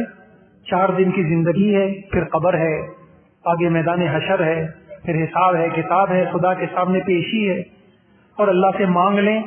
اندر میں پیسہ پیسہ پیسہ، حب جاہ، مال، مفاد، ان چیزوں کے ساتھ وہاں تک پہنچنا مشکل ہے۔ 2 چیزیں میں نے عرض کر دی بڑوں کے حوالے سے، تواضع اور ایثار۔ تواضع اور ایثار انشاءاللہ میں بھی نیت کروں، آپ بھی نیت کریں۔ ہم انشاءاللہ کسی مسئلے میں ناک کا مسئلہ نہیں بنائیں گے، اپنی ناک نیچے کر لیں گے اللہ کے لیے انشاءاللہ، ایک قدم پیچھے ہٹ جائیں گے، رشتے بچ جائیں، خونی رشتے بچ جائیں، آپ یقین جانیں۔ اچھا، اگلی سنت ہے مولانا وقت، آپ بتائیے گا مجھے۔ 4 سنتیں، 1 2 3 4 سنتیں ہو گئیں۔ 5ویں سنت ہے رشتے داروں کے غلط رویوں پر۔ ایسا تو نہیں ہو سکتا کہ کوئی ہمارے ساتھ غلط رویہ نہ اختیار کرے، یہ تو ہوگا، اور خاص طور سے اس دور کی دنیا میں ان رشتے داروں کے غلط رویوں پر جذباتی رد عمل سے بچنا، جذباتی رد عمل سے بچنا۔ اب اگر ہم بات کریں تو صرف اس کے لیے 1-1.5 گھنٹہ چاہیے۔ اللہ اکبر۔ ایک مرتبہ میں سوچ رہا تھا، حدیثوں میں ہمیں بہت سارے واقعات حضور علیہ الصلوۃ والسلام کے ملتے ہیں، فلاں نے آپ کے ساتھ بدتمیزی کی، بد تہذیبی کی، فلاں نے کی۔ یا اللہ، اتنا کچھ مل رہا ہے، آپ کا خبر سمندروں جیسا۔ ہم اس سے کوئی اصول لے لیں، اور اللہ مجھے توفیق دے ہم ان سنتوں پہ چلیں۔ لیکن اتنے منتشر تھے، ان کو جمع کرنا، پھر اللہ کی توفیق سے، اللہ پاک کا فضل سے اللہ نے توفیق دی، تو وہ اگلی سنت میں ہے۔ وہ بات میں نے عرض کر دی۔ تو یہ میں سنت عرض کر رہا تھا، جذباتی رویے۔ ہم سب جذباتی قسم کے ہیں، اور پتہ کیوں ہے جذباتی؟ ہم بے چین ہیں۔ ہم بے چین کیوں ہیں؟ کہ ہماری روح پیاسی ہے، ہماری روح کو اللہ کے ذکر کی وہ خوراک نہیں مل رہی، اس وجہ سے ہماری روح پیاسی ہے۔ بھائیوں، بھوک لگی ہوئی ہوتی ہے، انسان بے چین ہو جاتا ہے۔ کیوں؟ جو خوراک ہے آپ کو نہیں ملی، نیند پوری نہ ہو، بے چین ہو جاتا ہے۔ ہماری روح پیاسی ہے، ہماری روح پیاسی ہے۔ بے چینی اس کا حل ہے نہیں، ویسے میں سب عرض کروں، پائیدار حل سوائے اس کے ہے نہیں کہ تنہائیوں میں اللہ سے تعلق بنایا جائے، وَتَبَتَّلْ إِلَيْهِ تَبْتِيلًا، اور اتنا اللہ کا ذکر کیا جائے کہ روح سکون میں آ جائے۔ یہ روح بے چین ہے، اس قلب کو اللہ نے اپنے لیے بنایا تھا، اس قلب میں وہ چیز نہیں ہے جو اللہ چاہتے تھے، باقی ساری چیزیں، تو اس وجہ سے ہم بے چین ہیں۔ ہم میں تو سجدوں میں بھی چین نہیں۔ اسی وجہ سے آپ دیکھیں حضور علیہ السلام جب پریشان ہیں تو قرآن میں اللہ نے کیا کہا؟ وَلَقَدْ نَعْلَمُ أَنَّكَ يَضِيقُ صَدْرُكَ بِمَا يَقُولُونَ وَلَقَدْ نَعْلَمُ أَنَّكَ يَضِيقُ صَدْرُكَ بِمَا يَقُولُونَ فَسَبِّحْ بِحَمْدِ رَبِّكَ وَكُن مِّنَ السَّاجِدِينَ۔ ہم دیکھ رہے ہیں آپ لوگوں کے رویوں سے تنگ دل ہوئے، آپ اپنے سجدے لمبے کر دیجیے، لمبے سجدے، توجہ کے سجدے، اللہ کی محبت کے سجدے، یہ ہمارا علاج ہے۔ تو بہرحال یہ تو بات ادھر چلی گئی، اس لیے آپ دیکھ لیجئے گا، اللہ والوں کے قریب جا کے دیکھیے، آپ ان کے قرب میں سکون محسوس کریں گے، تو ان کے اندر کی دولت کیا ہو۔ تو ہم ہیں جذباتی، ہمیں ٹھک کر کے فوراً ایک ایک بول ہمیں لگتا ہے، یہ کیوں کرتے ہیں؟ مسجد میں آتے ہیں نا تو کتنی دیر کے لیے آتے ہیں، اس نے یہ کیا کر دیا، اس نے یہ کر دیا، گرمی میں پنکھا کیوں چلا دیا، فلاں کیوں چل دیا، یہ کیوں، اتنی ہمیں ہر چیز بری لگ رہی ہوتی۔ پھر اس میں 2 بڑی چیزیں ہیں، ایک ہے غصہ، ایک ہے بدگمانی۔ اللہ اکبر۔ فوراً سے ایک رائے قائم کر لینا، اچھا یہ اس وجہ سے، اور فوراً سے ایک غصہ، یہ جو جذباتی رویے ہیں ان سے رشتے خراب ہو اور سارے فساد کی جڑ یہی چیز۔ امام غزالی رحمۃ اللہ علیہ نے اتنے بڑی ہستی، انہوں نے یہ بات لکھی ہے، بلکہ ابن قیم رحمۃ اللہ نے بھی لکھی ہے، اوروں نے بھی لکھی ہے، شیطان پر انسان کا تسلط کب ہوتا ہے؟ جب انسان کے اندر یہ دو شہوت اور غضب، یہ دو دروازے ہیں انسان کے اندر داخل ہونے۔ آپ دیکھیے جا کے دارالفتہ میں مفتی صاحب بیٹھے ہیں، کیوں طلاق دے دی آپ نے؟ سمجھدار انسان ہے، بس یہ کیا کروں، غصہ آ گیا، ہم نے ایسی حرکت کیوں کر دی، میں کیا کروں، غصہ آ گیا۔ جذباتی رویہ، اللہ مجھے بھی توفیق عطا فرمائے بھائیوں، بڑی سیکھنے کی چیزیں ہیں، ہم اس جذباتیت سے نکلیں، اور فوراً پہ غصہ آ جانا اور بدگمانی، تو ان چیزوں کے ہوتے ہوئے بھی مشکل ہے کہ یہ وہ چیزیں ہیں جو ہمارے رشتوں کو کمزور کرتی ہیں۔ غصے والے آدمی کے ساتھ کیسے چلائیں گے آپ؟ گاڑی کیسے چلے گی؟ ہر بات بری لگ رہی ہے۔ اچھا جی، چھٹی سنت ہے، اگر رشتہ داروں کی غلطیاں سامنے آئیں تو ہمیں انشاءاللہ جذباتی رویے سے باہر نکلنا ہے۔ تو اب ہم کیا کام کریں؟ یہ وہ چیز ہے جو میں آپ سے عرض کر رہا تھا، حدیثوں میں بہت مل رہا تھا، اس نے حضور کے ساتھ یہ کیا، حضور نے یہ کیا، میں سوچ رہا تھا جمع کیسے کرے۔ اللہ کا فضل ہے، 7 چیزیں ہیں، اور تفصیل سے عرض کروں تو بہت دیر ہو جائے گی۔ جذباتیت سے بچنے کے لیے آپ میرے لیے بھی دعا کر دیں، اللہ میرے لیے آسان کر دے۔ 7 کام ہمیں کرنے ہیں، 7 کام، اور یہی مزاج نبوت تھا۔ میں تھوڑی سی حدیثیں بھی آپ کو دکھاؤں گا انشاءاللہ۔ نمبر 1، لوگوں کی غلطیاں ہمارے سامنے آئیں گی، پہلا کام تحقیق کریں غلطی ہے بھی نہیں ہے، تحقیق کریں غلطی ہے بھی نہیں ہے۔ آدھے گھر بنیادی طور پہ ہمارے گھر اجڑ گئے صرف اسی بدگمانی کی وجہ سے، جو جس کے کان بھر دے، کان بھر دے، اور ہم چونکہ غیر تحقیقی مزاج والے ہیں، کان بھرنے والوں کی عید ہو جاتی ہے، جس کو چاہو جس سے لڑا دو، معاملہ آسان۔ غیبتیں کھلے عام ہو رہی ہیں، بہتان ہے۔ کسی نے کہا شوہر بیچارہ ساری زندگی طالب علم ہی ہوتا ہے، کہا کیوں؟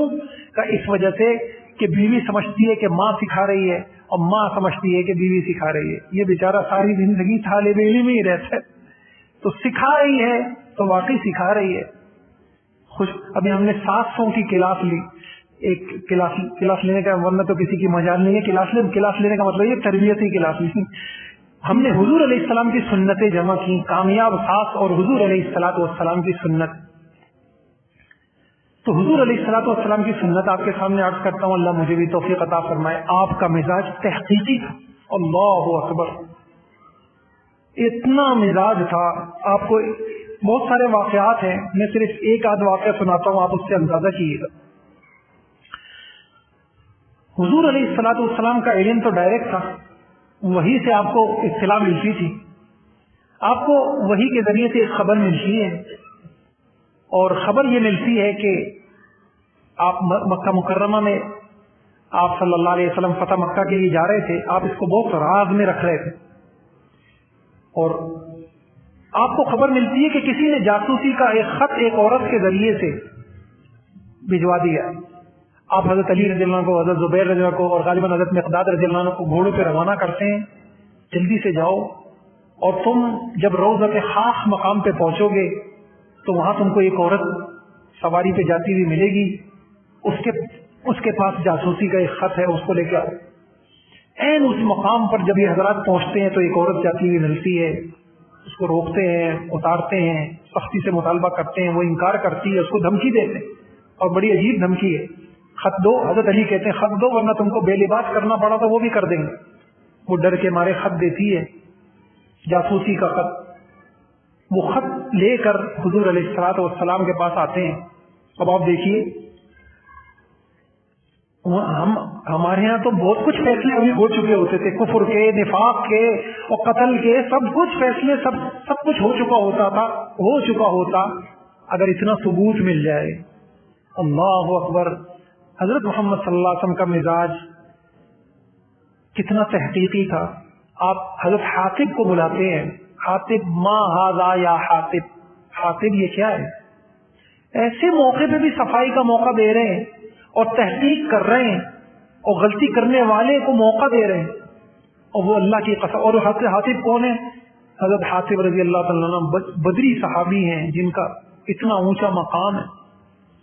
حضرت حاطب کہتے ہیں یا رسول اللہ آپ جلدی مت کیجیے، اور یا رسول اللہ میں منافق نہیں ہوں، یہ جو جاسوسی کا خط ہے صرف اس وجہ سے میں نے لکھا کہ یہاں جتنے صحابہ ہیں سب کے کوئی نہ کوئی رشتہ دار ہیں جو کافروں سے ان کی اپنے رشتہ داروں کی حفاظت کرتے ہیں، میرا کوئی بھی نہیں تھا، میں نے سوچا ایک احسان کر دوں، باقی مدد تو آپ کے ساتھ ہی اللہ کی ہے، ان کو پتہ چل بھی جائے تو انہوں نے پچھلی جنگوں میں انہوں نے کیا کیا ہے کہ یہ ابھی کچھ کر سکیں گے، بس اتنا سننا تھا۔ حضور ہم فرماتے ہیں کہ سچ کا مزاج، تحقیق کا مزاج، اتنی بڑی غلطی وحی کے ذریعے اطلاع مل رہی ہے، اتنے گواہ موجود ہیں، خط موجود ہے، اس میں لکھا ہوا موجود ہے۔ میرے بھائیوں، بدگمانی نے ہمارے گھروں کو اللہ کی قسم اجاڑ دی، اور یہ وہ نفسیاتی بیماری ہے جس کسی کو لگ جائے نہ وہ خود کسی کو جینے دیتا ہے نہ وہ خود جی سکتا ہے۔ اچھا یہ ہے نا اس وجہ سے کیا ہو بہت جذبات۔ ایک صاحب، والد صاحب، بچے کے ہاتھ میں 2 سیب تھے، والد نے کہا بیٹا ایک مجھے دے دو، بچے نے فوراً سیب کاٹ لیا۔ باپ کے تو چہرے کا رنگ ہی اتر گیا۔ باپ جب محنت کرتا ہے تو بہت کچھ محسوس کرتا ہے۔ ابھی باپ سوچ ہی رہا تھا کہ بچے نے دوسرے سیب کو بھی کاٹ لیا۔ اب کیا کیا اس کے ذہن میں، دماغ میں چل رہا تھا۔ بچے نے کہا بابا یہ لے لیجئے، یہ میٹھا ہے۔ لمحے بھر میں کیا کیا ہو چکے، بابا یہ لے لیجئے، یہ زیادہ میٹھا ہے۔ اتنے واقعات ہیں، اور خود ہم اپنی زندگی دیکھیں نا، ہم ایک رائے قائم کر لیتے ہیں اور دن میں 100 مرتبہ سامنے والا ہماری رائے کے مطابق جو ہم نے قائم کی ہے وہ کچھ اور ہوتا ہے، اور یہ وہ بیماری ہے۔ یہ گھروں میں تعویذ مل رہے ہیں اسی بیماری کی وجہ سے، وہ گھروں میں پرچیاں مل رہی ہیں، مٹیاں مل رہی ہیں، جادو مل رہے ہیں، یہ سب اسی بیماری کا نتیجہ ہے۔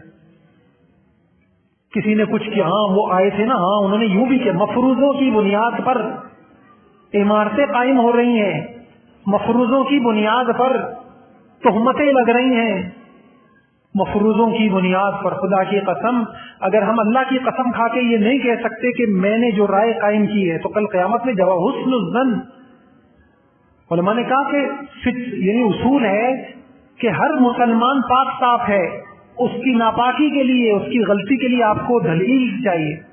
آپ یہ فرض ہے کہ ہم یہ رائے رکھیں کہ سب اچھے ہیں،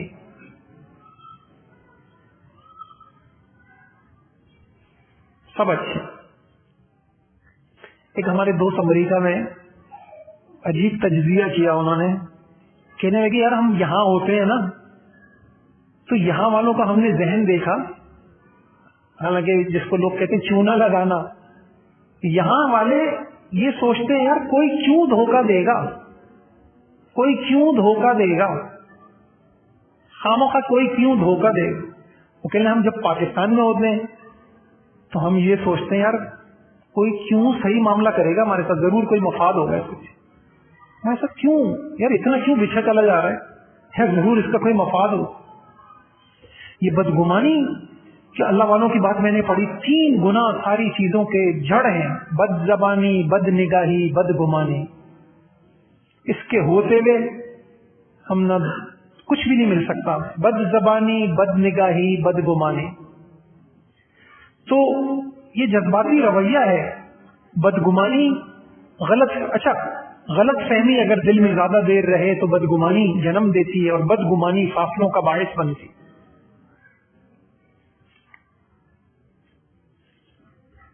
کسی نے کہا پاکستان میں بندہ بیمار ہو تو موڈ بھی خراب رکھنا پڑتا ہے، ورنہ سب سمجھتے ہیں کہ ناٹک کر رہا ہے، ڈرامہ کر رہا ہے۔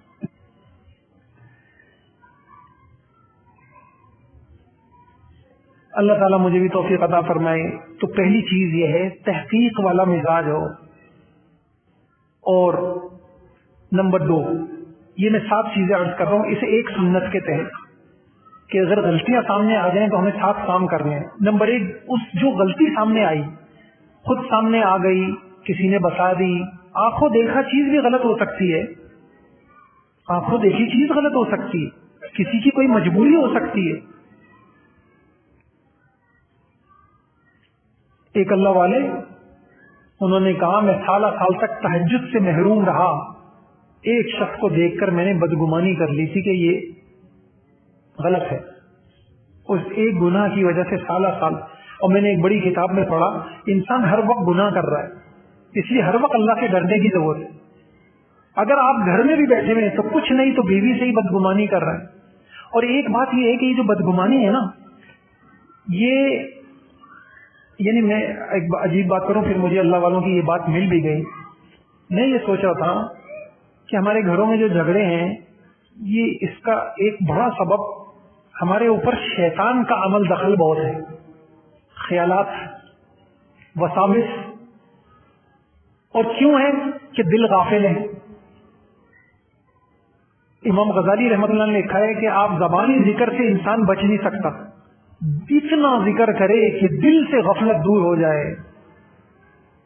جب دل اللہ کا ذکر کرتا ہے پھر انسان خیالات سے بچتا ہے، وساوس سے بچتا ہے۔ تو اللہ والوں نے لکھا، آپ دیکھیے نا، حضور علیہ السلام مسجد میں تشریف فرمائے، آپ کی اہلیہ محترمہ آپ سے ملنے، اعتکاف میں ہے، ملنے کے لیے تشریف لاتی ہیں، اور حضور علیہ السلام ان کو روک لیتے ہیں۔ جب وہ جانے لگتی ہیں، رات کا وقت ہے، گلی میں اندھیرا ہے، 2 صحابی وہاں سے جا رہے تھے، انہوں نے دیکھا کہ حضور علیہ السلام کسی خاتون کے ساتھ کھڑے ہوئے، وہ تیز تیز چلنے لگ جاتے ہیں، جیسے ہمارے یہاں ایک تہذیب ہے، ادب ہے۔ حضور علیہ السلام ان کو روکتے ہیں، بھائی رکیے، یہ میری بیوی ہے۔ اللہ، وہ کہتے ہیں سبحان اللہ، یا اللہ، یا اے اللہ کے رسول، ہم آپ سے بدگمانی کریں گے؟ کہا نہیں، شیطان انسان کے خون میں دوڑتا ہے۔ ہمارا بڑا مسئلہ یہی ہے، کوئی کسی سے خوش نہیں ہے، بدگمانی۔ تو پہلی چیز یہ عرض کر دی، بدگمانی نہ ہو، تحقیقی مزاج ہو۔ دوسری چیز یہ ہے تحقیق میں سنی سنائی باتوں پر نہ جائیں، آنکھوں کی جگہ کان استعمال نہ کریں۔ کسی نے کہا جب اللہ تعالیٰ نے آپ کو دیکھنے کے لیے آنکھیں دی ہیں تو آپ کانوں سے لوگوں کو کیوں دیکھتے ہیں؟ آپ کانوں سے لوگوں کو کیوں دیکھ رہے ہیں؟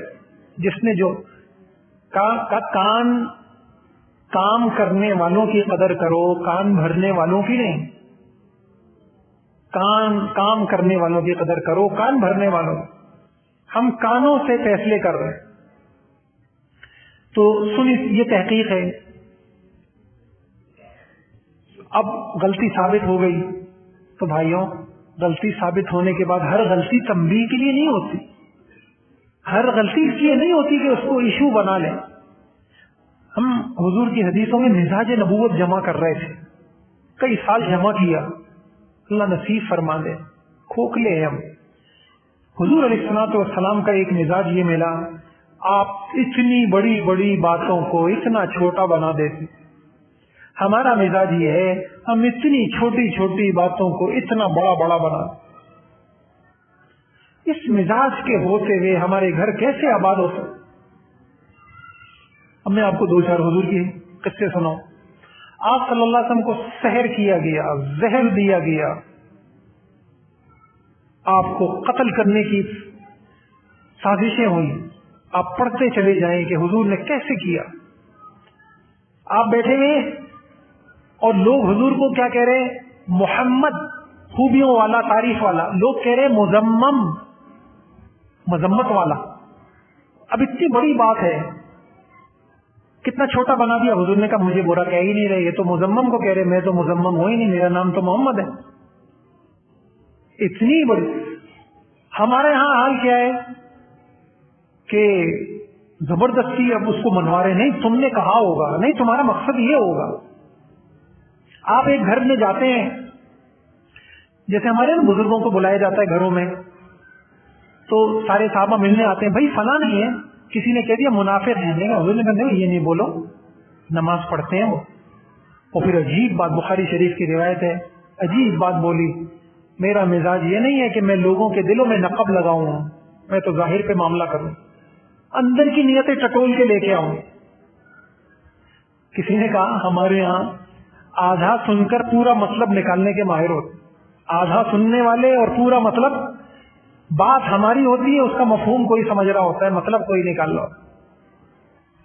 تو یہ مزاج ختم ہو جائے کہ غلطی سامنے آ گئی، بھائی کس کی غلطی نہیں ہے. ابھی میں نے رائمنڈ اجتماع میں ایک اللہ والوں کی بات سنی، میں ایک سال پہلے حیران ہو گیا. انہوں نے کہا ابو بکر جیسی ہستی اس کائنات میں آئی ہوگی؟ نہیں ہوگی. ابو بکر کو بھی مغفرت کی ضرورت ہے. اللہ پاک نے کہا الا تحبون ان یغفر اللہ لکم، اے ابو بکر تم نہیں چاہتے کہ اللہ تمہیں معاف کرے تو لوگوں کو معاف کرو. تم نہیں چاہتے اللہ تمہیں معاف کرے، لوگوں کو معاف کرو. اللہ اکبر. میرے بھائیوں، اگر ہم نے لوگوں کی پکڑ سخت کر دی تو پھر یقین جانیے خدا کا نظام کچھ اس طرح کا ہے کہ کل پھر ہماری غلطیوں کا حساب کتاب بھی اسی انداز میں ہوگا. آؤ دو اپنی جوانیوں کا حساب، دو اپنی تنہائیوں کا حساب، دو اپنی کمائیوں کا حساب. اور حدیث میں ملتا ہے ایک شخص کی مغفرت اس وجہ سے ہو گئی کہ لین دین کے وقت چشم پوشی بہت تھی. اچھا تم میرے بندوں کو معاف بہت کرتے تھے، چلو جاؤ. مغفرت کا سب سے بڑا آسان راستہ مغفرت ہے. لوگوں کو جتنا معاف کریں گے، اے اللہ میں ان کو بھی معاف کرتا ہوں، تو مجھے معاف کر دے. اس معافی کے بدلے اے اللہ تو مجھے وہاں معافی دے دیو. آپ یقین جانے آپ کا دل گواہی دے گا کہ انشاءاللہ اللہ میرے لیے بھی آسان کر دے، آپ کے لیے بھی آسان. اور اگر ہم نے اللہ کے بندوں کی پکڑ شروع کر دی اور اللہ نے بھی کل قیامت میں کچھ نہیں کہا، ٹھیک تمہاری نمازیں صحیح لیکن تم ماشاءاللہ حساب کتاب خود لیتے تھے، تو آؤ آج اپنا حساب کتاب بھی دے دو. ساتھ حساب دے بہو کا کیا بولا، کب ستایا. میں تو ہر دن ڈرتا رہنا چاہیے. ابھی میں حضرت گنگوہی رحمہ اللہ کے خطوط پڑھ رہا تھا، عجیب بات میں حضرت حاجی امداد اللہ ہے، دل محل معرفت ہے، یہ محل محبت ہے، یہ خدا کی محبت، یہ محل کدورت نہیں ہے. یہ دل محل کدورت نہیں، ہم اس میں نفرتیں پالیں.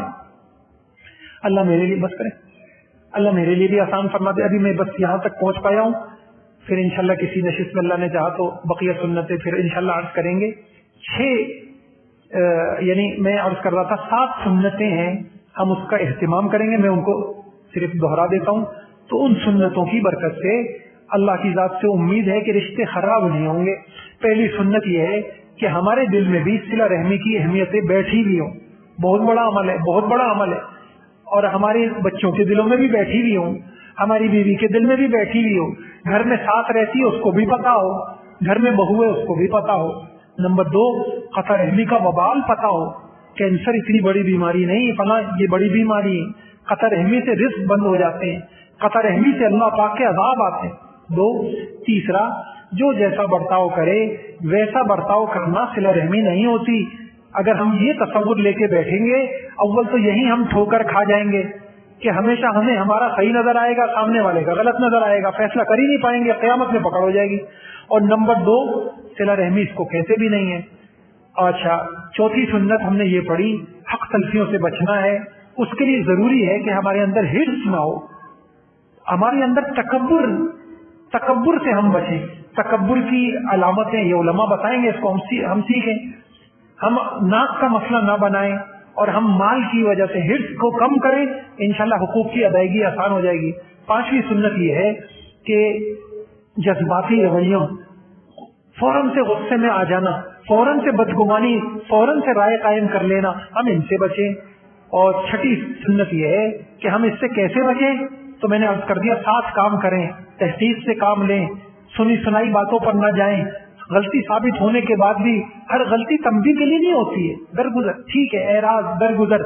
اور اگر تنبیہ کی ضرورت ہو تو اس میں بھی طریقے ہمیں سکھائے گئے ہیں کیسے تنبیہ کرنی ہے. آپ دیکھیں حضرت حافظ کی اتنی بڑی غلطی کو حضور نے پتہ کیسے معاف کیا. حضور نے کہا یہ بدری ہیں. معلوم ہوا پیچھے لوگوں کی، اگر ایک آدمی پچھلی زندگی میں ہمارے ساتھ اچھا رہا ہے تو اس کی کچھ غلطیاں اس بنیاد پہ بھی معاف کرنی چاہیے، ان کے احسانات رہیں. ان کے احسانات رہیں. انسان کے احسانات سفارش بن جاتے ہیں اس کی خطاؤں کے لیے, تو اس کا اہتمام ہو جائے. چلیں یہ ختم ہی ہو گئی تو ایک آخری سنت بھی عرض کر دیتا ہوں. آخری گناہوں سے بچیں. قرآن حدیث میں مضمون ہے, صریح مضمون ہے کہ عذاب کے طور پہ اللہ پاک نفرتوں کو, اللہ پاک کی طرف سے نفرتیں ڈال دی جاتی ہیں. گھروں میں ناچ گانے ہوں, بے پردگیاں ہوں, حرام ہو, نمازیں چھوڑی جا رہی ہوں, پھر اس گھر میں محبتیں نہیں آ سکتی. او یلبسکم شیعا ویذیق بعضکم. مجھے صریح روایت ملی کہ دو آدمی محبتوں سے رہتے ہوں, پھر ان میں لڑائیاں پیدا ہو جائیں تو ضرور ان میں سے کسی کے گناہ کی وجہ سے ہو. تو یہ بری ہو گئی. جو 5 سنتیں ہیں, اب ہم رشتے نبھائیں کیسے, وہ انشاءاللہ پھر کسی موقع پہ. آپ لوگوں نے بڑی توجہ سے بات سنی. اللہ تعالیٰ آپ کو اپنی شایع نشان بندہ عطا فرمائے, اور مجھے بھی دعا دے دیں آپ لوگ, آپ کی دعا. سبحان اللہ وبحمدہ, سبحان اللہ العظیم. اللهم صل على محمد النبی الأمی وعلى آلہ وصحبہ وسلم. اے اللہ ہم سب کی خطاؤں کو معاف کر. اے اللہ ہم مجبور ہیں, ہمیں کیا کریں. ساری زندگی نفرتیں دیکھی ہیں, ہم اسی میں پلے بڑے ہیں.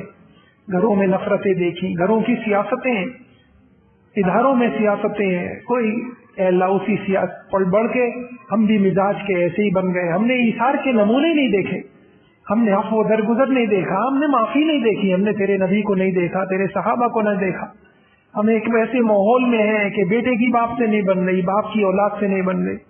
اے اللہ تو ہی ہمارے لیے آسان فرما دے. اے اللہ ہم جب اس دنیا سے جائیں تو یا اللہ قطع رہنے والوں میں ہم شمار نہ ہو. اے اللہ حضور کی بڑی محنت خرچ ہوئی تھی امت کو ایک کرنے پر, ہمارے بول بول سے امت میں نفرتیں آ رہی ہیں. اے اللہ تو ہمیں توفیق دے, ہم آگ لگانے والوں میں ہمارا شمار نہ ہو, آگ بجھانے والوں میں ہمارا شمار ہو جائے. ہم سب آج نیت کرتے ہیں, ہم اپنی مغفرت کے لیے, ہم اپنی معافی کے لیے. یا اللہ آج سارے رشتہ داروں کو آج ہم معاف کر. اے اللہ تو ہماری اس معافی کے بدلے تمہیں آخرت میں ہمیں معاف فرما. اے اللہ تو ہمارے لیے آسان کر دے. اے اللہ معافی تو ہمارے لیے آسان کر دے. اور یا اللہ ہمارے گھروں سے نفرتوں کو ختم فرما. آج ان نفرتوں کی بوجھ کی وجہ سے اے اللہ جیسے کوئی بوجھ انسان کے کندھے پر ہو, انسان تھک جاتا ہے. آج ان نفرتوں کے بوجھ کی وجہ سے ہم تھک گئے, ہم ان رشتوں میں ناکام ہو چکے ہیں. اے اللہ تو ہی ہمارے لیے آسان فرما دے. اے اللہ مفاد پرستی سے تو ہمیں نکال دے. اے اللہ حق تلفیوں سے تو ہمیں نکال دے, ظلم زیادتیوں سے تو ہمیں نکال دے. اے اللہ اللہم الف بین قلوبنا واصلح ذات بیننا. اے اللہ ہم نیت کرتے ساری دنیا میں ہم محبتوں کو پھیلانے والے بنے, ہم نفرتوں کو ختم کرنے والے بنے. اور یہ تو ایک جھگڑا ہے اللہ, مالی جھگڑے الگ ہیں, میراث کے جھگڑے الگ ہیں, فیملی بزنس کے جھگڑے الگ ہیں, لسانی جھگڑے الگ ہیں, مذہبی مسلکی جھگڑے, کس جھگڑوں میں ہم مبتلا ہو. اے اللہ تو ہم سب کو ایک بنا دے اور نیک بنا دے. اور اے اللہ ان بھائیوں نے بڑے توجہ سے بات سنی. اے اللہ ہم سب کو اس پہ عمل کی توفیق عطا فرما. ہمارے گھروں میں محبتیں پیدا فرما, سکون عطا فرما, سلامتیاں نصیب فرما. موذی مہلک امراض سے, حادثات سے, بلاؤں سے, ٹینشنوں سے, بیماریوں سے اے اللہ ہماری حفاظت فرما. ہسپتالوں سے اور تھانوں سے اور یا اللہ عدالتوں سے یا اللہ ہماری نسلوں کی اللہ حفاظت فرما. ہمیں اپنی اولاد کے لیے اچھا نمونہ بننے کی توفیق عطا فرما. اے اللہ ہمیں اپنی اولاد کے لیے نرم مزاجی, تیرے نبی کی حدیث ہے جن گھر والوں کو اللہ تعالیٰ نرمی سے نوازتے ہیں, جن گھر والوں کو اللہ تعالیٰ بھلائی سے نوازنا چاہتے ہیں, ان گھر والوں کو اللہ نرمی دے دیتے. اے اللہ تو ہم سب کو نرمی نصیب فرما. اے اللہ ہم سب کو نرمی نصیب فرما. اور یا اللہ اے اللہ ہماری دعاؤں کو محض اپنے فضل و کرم سے قبول فرما. اہل غزہ کی اللہ مدد فرما, نصرت فرما. جان مال عزت آبرو کی اللہ کی حفاظت فرما. اے اللہ جو ساری دنیا